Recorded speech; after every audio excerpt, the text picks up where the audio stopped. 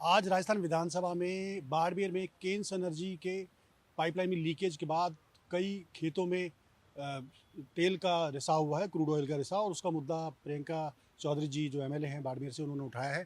प्रियंका जी, क्या मामला है और कब का है मामला? देखिए, ऐसा है कि बाड़मेर में हमारे एक गांव है, काऊखेड़ा पंचायत। वहाँ से ऐश्वर्या जो इनका फील्ड है, जिसको केन एनर्जी संभालती है, तो वहाँ से क्रूड ऑयल की पाइपलाइन जाती है। अब हमारी वैसे तो हम किस्मत वाले हैं कि हमारी ज़मीन में तेल है, लेकिन उसकी समस्याएं किसानों को वहाँ जो भुगतनी पड़ती है वो बहुत ज़्यादा है। अब जैसे 36 घंटे से वहाँ की जो क्रूड ऑयल की जो पाइपलाइन थी उसमें लीकेज हो गया, किसानों के खेतों में तेल चला गया। कितनी जगह? काफ़ी बहुत लंबे क्षेत्र में वहाँ पर फैल गया है वो। जब कंपनी वालों को बताया गया, किसान वहाँ पहुँचे, तो उन्होंने क्या किया कि एक खाई बनाकर उस ऑयल को डाइवर्ट भी किया है। लेकिन अभी भी लीकेज का पॉइंट पता नहीं चल पा रहा है कि लीक कहाँ से हो रहा है।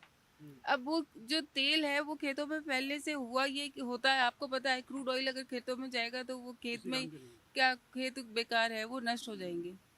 और ये केवल यही समस्या नहीं है, वहाँ पर ड्रिलिंग के लिए ज़मीन के अंदर ब्लास्ट किया जाता है। तो जब ब्लास्ट किया जाता है तो उससे जो किसान वहाँ रहते हैं आसपास के क्षेत्र में, वहाँ कंपन होता है।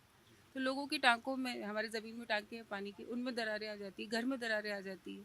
एक बार तो मैं खुद वहाँ थी उस क्षेत्र के अंदर, और ऐसा लगा जैसे भूकंप आया हो। तो इतनी ज़ोर से वो ब्लास्ट करते हैं। कौन लोग? कंपनीज जो ड्रिलिंग कर रही हैं, केन वेदांता है, वो ड्रिलिंग करते हैं।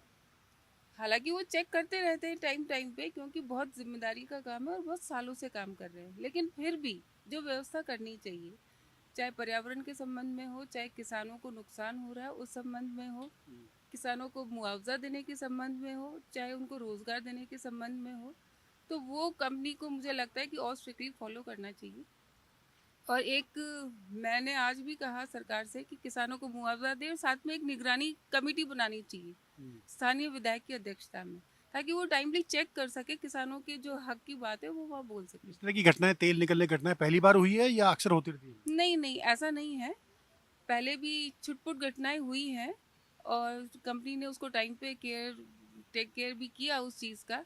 लेकिन प्रॉब्लम ये है कि एक बार रिसाव हो जाने के बाद उस खेत मालिक को कितना नुकसान हुआ है, वो परमानेंट नुकसान हुआ, उसका सालों तक खेती नहीं हो पाएगी। तो एक बार उस किसान को जाकर उसको ज़रूर उसकी मदद करने की दायित्व उन कंपनी वालों का बनता है। प्रियंका चौधरी जी अक्सर इस तरह के जनहित के मुद्दे सदन में उठाती रही हैं, और इस बार सदन में उन्होंने जब ये मुद्दा उठाया तो पूरे सदन में इस बात की उत्सुकता थी कि आखिर बाड़मेर जैसी जगह में खेतों में तेल कैसे पहुंच गया।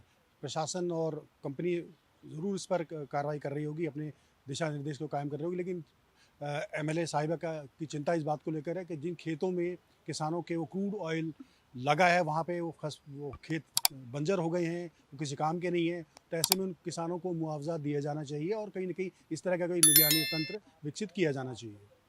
दिलीप परमार के साथ देवेंद्र सिंह, इंडिया डेली, जयपुर। देखिए इंडिया डेली 24/7 अब आपके स्मार्ट टीवी पर। इंडिया डेली मौजूद है सभी डिजिटल प्लेटफॉर्म पर लाइव और लगातार। इंडिया डेली 24/7 हर दिन राष्ट्र को समर्पित।